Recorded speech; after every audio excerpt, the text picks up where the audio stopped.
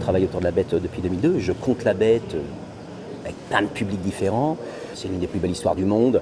Enfin, c'est peut-être la plus belle histoire du monde, de l'histoire. Enfin, c'est phénoménal, cette histoire de la bête du Gévaudan.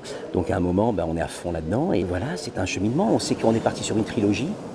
Et au-delà de ça, il y a la BD, qui est le point de départ, le cœur de tout, parce qu'il y a l'expo que tu peux découvrir.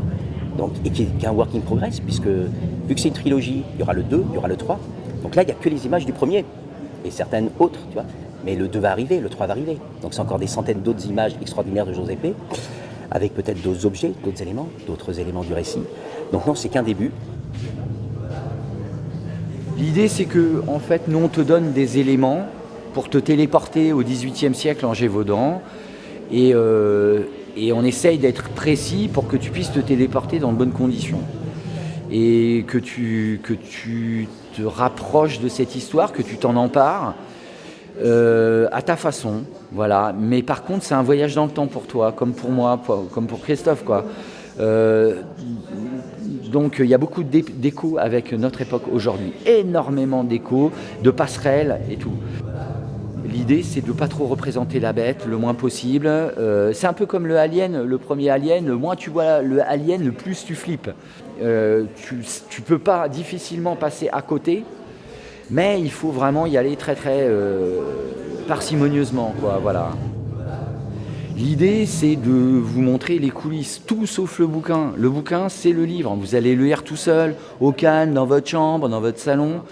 Et donc là, l'idée, c'est de montrer les coulisses, que sinon, vous ne verriez pas forcément. En tout cas, pas comme ça. C'est-à-dire qu'il y a plein d'images, des crayonnés, plein de trucs, vous ne les verriez jamais. Et je ne vous montre pas des planches, parce que moi, je ne travaille pas avec des cases. Moi, je fais toutes les cases, en fait, en séparé, sur des feuilles. Et puis après, je me sers de l'ordi pour monter les cases. Je ne suis pas le seul à faire ça comme ça, hein. Donc en fait, là, ce que je vous montre, c'est le dessin, vraiment. Vous êtes à côté de moi, à côté de la table de travail. Vous êtes dans les coulisses, quoi. Moi, j'envisage toujours un peu les choses comme des tableaux, quoi. La peinture, c'est tellement beau.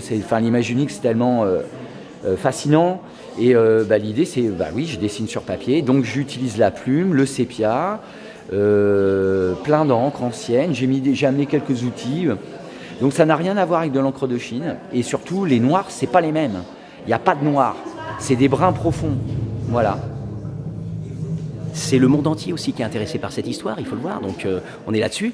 Et après, c'est génial aussi de faire découvrir le Cantal, la Lozère, parce que c'est des territoires passionnants, c'est des récits fabuleux. Et puis merci au festival, merci à la Ville de Rien, merci à tout ça, parce que à vous tous ces partenaires, parce que ça nous permet de créer une expo comme ça, et qui ensuite est amenée à tourner dans pas mal d'endroits.